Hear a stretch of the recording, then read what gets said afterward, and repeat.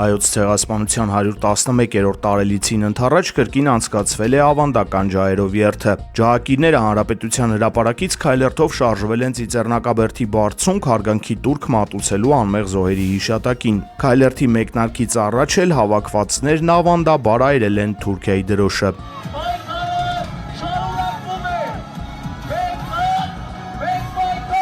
Այս անգամ սակայն ջահակիրները քննադատության են արժանացել ոչ միայն Թուրքիայից, այլ նաև Հայաստանից։ Նիկոլ Փաշինյանը դատապարտել է նման գործելակերպը, այն գնահատելով որպես անպատասխանատու եւ անթույլատրելի։ Ինչպես Armenpress-ին փոխանցել է վարչապետի մամուլի խոսնակ Նազելի Բաղդասարյանը, միջազգայինորեն ճանաչված պետության, հատկապես հարևան երկրի դրոշի այրումը պետության ղեկավարի կողմից չի կարող այլ գնահատականի արժանանալ։ Սա ակնհայտորեն սադրիչ եւ լարվածություն հրահրող վարքագիծ է, ասել է Բաղդասարյանը։